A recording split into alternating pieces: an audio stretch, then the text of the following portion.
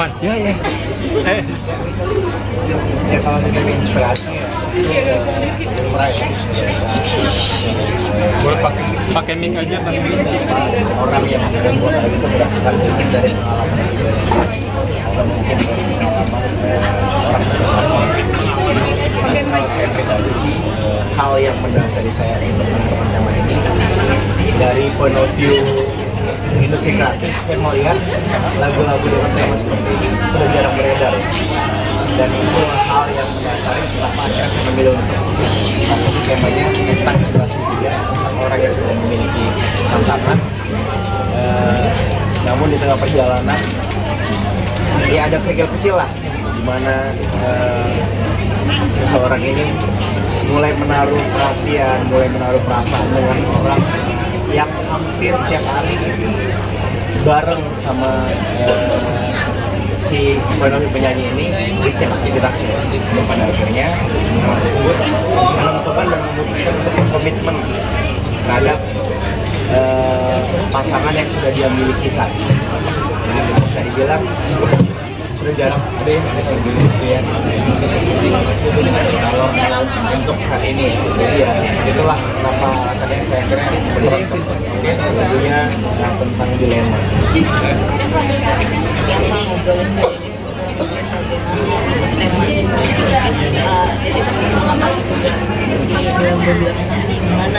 Jadi sama seperti itu. Jadi notasi itu selalu isi saya bikin. Kebetulan isi saya buat notasi, terus kirim ke saya, terus ayo kak kita bikin lagu bareng, tapi bikin aku bikin lirik ya.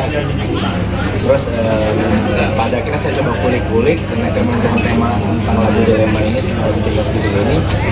Hal yang pertama saya tulis itu di bagian lyrics, di bagian chorus, dan itu langsung saya share ke isi saya. Sayang, kakak udah bikin nih, jadi nih refnya, coba kamu nyanyiin, kamu bacain. Begitu dia bacain, bisa saya langsung nembak begini. Pengalaman kakak ya? Iya loh. Pengalaman kakak ya? Ya. Kita juga setiap kali bikin lagu karena memang kita belajar. Saya selalu mendengarkan ke beberapa orang. Minta pendapat ya. Dia boleh pakai mic deh. Gak kedengeran soalnya. Aku mana orangnya kecil deh.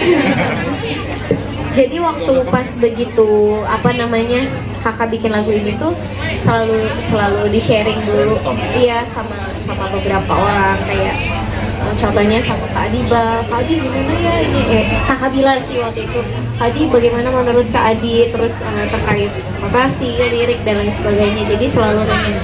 Bahkan ada beberapa pendapat juga kayaknya oke nggak ya Lesti menyanyikan lirik yang agak lumayan berseberangan gitu dengan lumayan berani gitu, tapi akhirnya berdiskusi lagi dengan tim dari label, bilang ya nggak apa-apa karena kan ini industri dan ini juga karya dan bukan bermaksud untuk menormalisasikan hal tersebut, tetapi lebih ke menceritakan bahwa perjalanan hidup seseorang tuh ada yang seperti ini loh kisah cintanya gitu, lebih ke situ sih. Manusiawi ya, sebetulnya manusiawi, tapi justru poin plusnya adalah si orang ini justru tidak terpengaruh dan akhirnya menutup perasaannya dalam-dalam dan akhirnya memilih pasangan yang memang sudah dia pilih sebelumnya.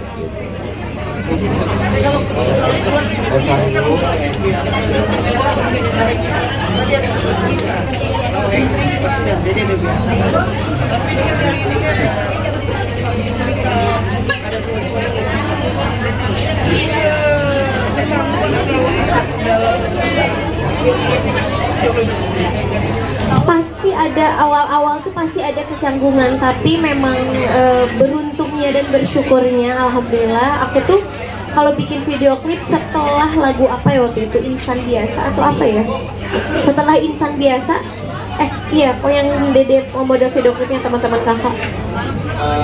Insan Biasa? Iya setelah Insan Biasa pertama kali ya dimulai dari Insan Biasa yaitu Kak Raga Azov. Setelah kesini ya tuh selalu Dede minta, Kak temen kakak dong yang ini gitu, selalu gitu. Dan termasuk untuk di lagu yang ini, aku bilang sama kakak Bilar, siapa ya kira-kira ya gitu.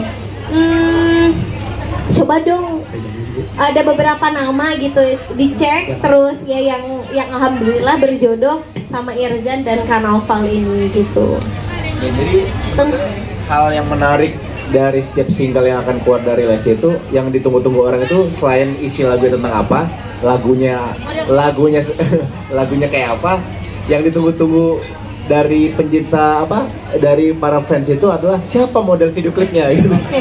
Tapi Pak jujur, Dede soalnya belum pernah nanya. Menurut Bapak gimana Pak? Bapak suka kadang kesel nggak? Kok Lesti maunya banyak sih video klip yang pengen modelnya ini? Ya enggak juga, karena kita dari label justru senang ya kalau artisnya punya visi, punya keinginan, punya mau. Karena jadi artinya si artis itu tahu apa yang dia mau lakukan. Jadi kita selalu berusaha mensupport gitu. Waktu itu Dede mulai kekeh-kekehnya tuh pas awal lagu itu ya Pak, lagu Kulepas Dengan Ikhlas, pas awal-awal ketemu sama Kak Bilar, Pak ayo dong Pak, Dede mau ini model video klipnya lagi hype nih Pak, lagi viral nih Pak, harus pakai ini Dede bilang gitu. Dan alhamdulillah. Jadi ternyata Lesti memaparkan keviralan saya. Iya dong, harus begitu, ini industri. Bercanda, bukan begitu Pak. Dan kalau saya Aku cuma mau nambahin, kadang-kadang cipta lagu itu ya, kan kalau dapat inspirasi kan dari banyak orang ya, tidak harus selalu menceritakan pengalaman pribadi. Dia juga kadang-kadang bisa mendapat inspirasi dari apabila teman-temannya bercerita, mengamati kehidupan manusia. Jadi ini mungkin salah satu inspirasinya juga begitu ya, bahwa tidak harus mungkin dari pengalaman pribadi, tapi juga banyak curhat-curhat teman-teman di sekitar kepada para pecinta lagu. Jadi ya ditunggu lirik-lirik kontroversial berikutnya ya. terima kasih Pak sudah berusaha untuk membackup saya. Tapi sebetulnya kalau boleh jujur, ini sebetulnya pengalaman pribadi, tapi sudah lewat, sudah lama banget. Karena ketika menurut saya sih, kalau membuat lagu, ketika menyimpan pengalaman pribadinya, itu biasanya lebih mampu terdeliver dengan baik Pak. Biasanya sih begitu. Beliau sendiri yang merasakan gitu, pasti otomatis liriknya juga, oh iya gue pernah ngerasain kayak gini gitu. Ya, dan kembali lagi ke apa tadi, poin video klip, kita tuh pertama saya selalu bersyukur karena memang berangkatnya dari pemain sinetron ya. Jadi untuk menggayat beberapa teman-teman artis sebagai model video klip, jadi aksesnya tuh lebih mudah gitu. Jadi ketika istri saya sih yang selalu banyak minta ini, ketika minta, Kak aku pengen ini, pengen itu, jadi lebih mudah untuk mengakomodirnya gitu. Alhamdulillah sejauh ini. Dan pengen pakai pemain tuh mahal. apa bisa dikondisikan.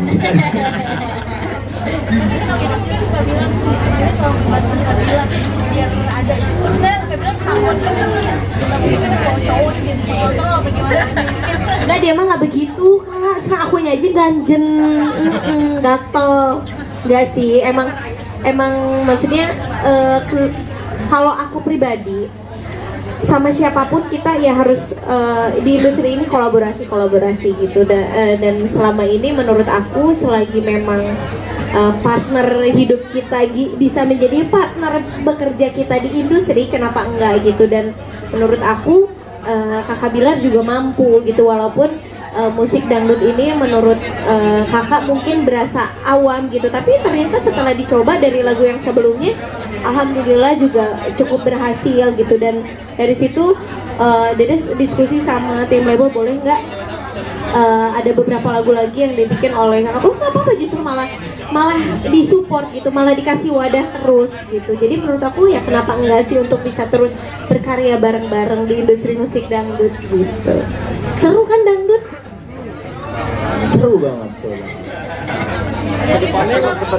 Saya tuh sempat ada rasa pasti ya, ada rasa skeptis, terus mengunderestimate diri sendiri. Tapi syukur saya punya istri saya yang selalu menjadi support system ya. Ketika saya merasa desperate, istri saya yang selalu mengatakan bahwa ayo kakak bisa kok, jangan sampai kalah gitu. Terus ada yang momen lucu itu, kalau saya kan bikin lagu pop ya, dan saya tuh punya satu role model, itu Mas Yofi ya. Istri saya sampai bilang begini, kakak harusnya bangga, Mas Yofi belum pernah bikin lagu dangdut Kak. Tapi kakak pernah. Karena kakak tuh suka banget sama Om Yofi. Nanti mudah-mudahan ya kakak bisa kolaborasi ketemu ya. Soalnya kan dari Kabila cerita itu ide lama gitu. Gak masalah sih. Masa lalu biarlah berlalu. Yang penting jadi karyanya bagus, disukain orang-orang banyak. Udah terlepas cerita hidupnya, itu perjalanan hidupnya dia. Karena Dede nggak suka dikorek-korek perjalanan hidup Dede di masa lalu. Cuma tetap ya, kamu pas mau rilis lagu ini tetap amit-amit dulu ya. Amit-amit atau sebelah bin Zalik gitu. Kamu nyanyi loh. Iya, karena Dede yang nyanyiin, tiba-tiba Dede suka sama siapa? Relate. Dede tuh lagi suka sama pemain bola Pak, Soboslai, Dominic. Aduh, love banget dah. Dan memang kan cerita ini dia paham bahwa perasaan yang dia taruh terhadap orang lain itu, orang terdekat itu tidak, perasaan yang tidak mungkin terjadi sebetulnya. Makanya dia itu akhirnya kubur dalam-dalam. Termasuk istri saya yang selama ini berhalusinasi bisa berpasang sama Soboslai ya. Tapi itu seperti punggung merindukan bulan sebenarnya. Masa kata si kakak, sayang, Soboslai menganggap kamu ada di dunia ini aja enggak. Dia nggak tahu ada aku di sini gitu.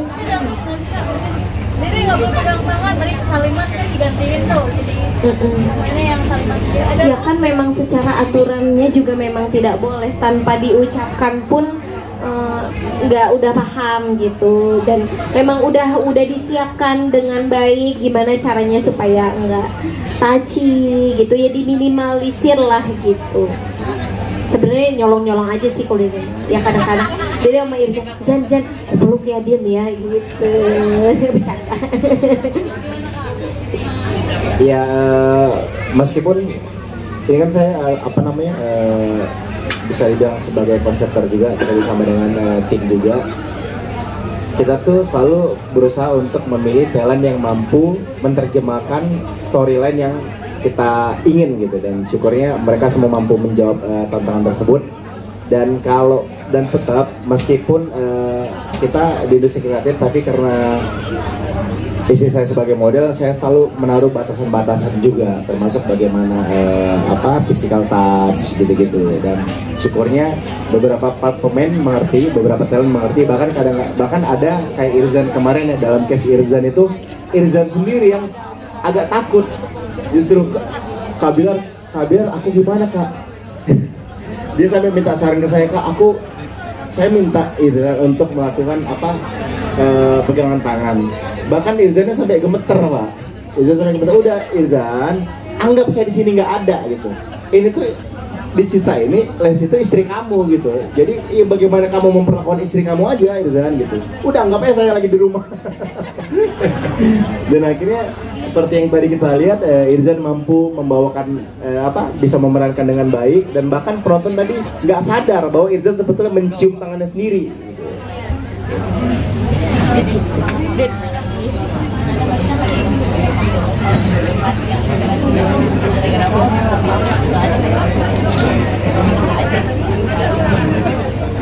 Inspirasi yang suka tiba-tiba ya selalu ada, terutama Kak Bilar, karena beliau ini belum selesai membicarakan hal ini dia udah jumping ngomongin topiknya udah banyak banget ceritanya. Kadang dia suka ngomong sendiri, kenapa sih kan? Tapi seru gitu, maksudnya justru menurut aku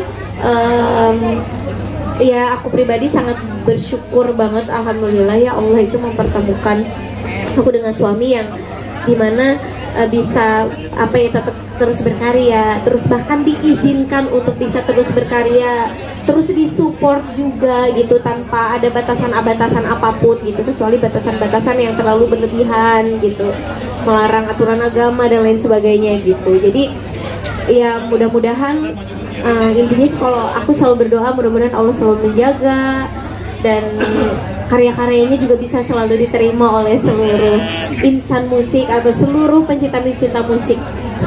Dede, tadi kan sempat disinggung bahwa bakal setiap bulan rilis single. Apa di single-single berikutnya itu ciptaan Kak Bilar juga atau ada ciptaan yang lain? Enggak juga. Ada yang udah disiapin, udah banyak banget.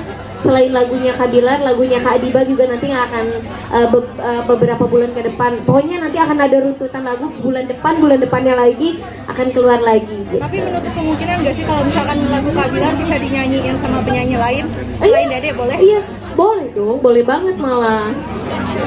Saya sedikit menambahkan ya.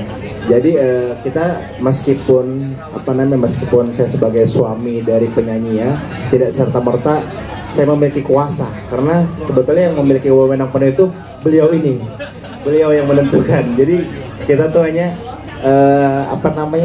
kita selalu sifatnya mengajukan, Pak, kita ada lagu-lagu ini kira-kira, bahkan sebetulnya lagu ini sempat ditawarkan ke penyanyi lain Pak ya, ke Kodwi sempat, tapi Kodwi justru malah minta udah Lesti aja nyanyiin gitu. Dan kalau dibilang harus yang bawa sih enggak lah, kita terutama Trinity tentu yang memiliki wewenang, dan kita menyerahkan sepenuhnya terhadap Trinity untuk menentukan lagu-lagu yang akan dibawakan oleh Lesti Kejora.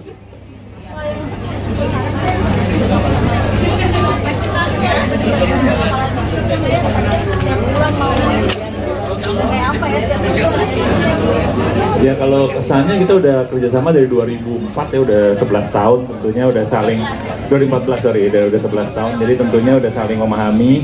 Kita juga Lesti udah tahu apa yang kita mau untuk kebutuhan industri. Kita juga selalu berusaha berkembang bersama Lesti juga gitu. Jadi tentunya berusaha bekerja sama sebaik mungkin, dan kalau mendapatkan kejutan seperti yang tadi disampaikan, karena memang banyak yang minta album mana, jadi kita akan mengeluarkan banyak lagu dalam waktu dekat. Karena kemarin kan sempat vakum juga ya berapa bulan ya pas melahirkan gitu kan. Jadi ditunggu kejutan-kejutan berikutnya, banyak lagu-lagu menarik dan yang akan mengguncang dunia musik perdangdut Indonesia.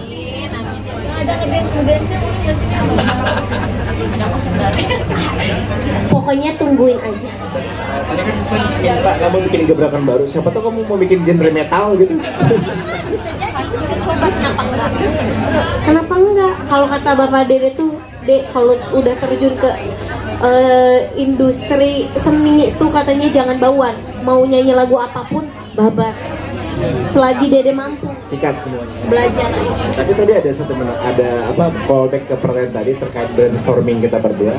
Ada satu momen di mana sebetulnya kita pernah ya, di satu pesawat kita dalam melakukan perjalanan selama sejam, kita jadi satu lagu tuh ternyata. 2 jam ya? Jam perjalanan jadi satu lagu. Iya, 2 jam perjalanan kita jadi satu lagu, dan itu ceritanya lucu banget. Ya insya Allah nanti kalau dari rilis lagunya baru kita cerita. Itu alasan yang kenapa kami sering liburan gitu. Jadi supaya dapat ide bikin lagu. Iya. Di pesawat bikinnya sendiri. Pesawat. Kalau nggak di kamar mandi, kalau kakak biasanya. Terima kasih banyak untuk om-om dan teteh AAA semua tim media yang sudah berkenan hadir pada hari ini. Mohon maaf kalau ada jamuan-jamuan yang kurang, dan mohon supportnya juga untuk lagu yang berjudul Dede. Terima kasih. Udah makan dulu ya. Jangan lupa pada makan dulu ya. Iya. Makan dulu berdua. Oke, teman-teman, mohon izin. Kayaknya Bang, udah bisa diwawancara.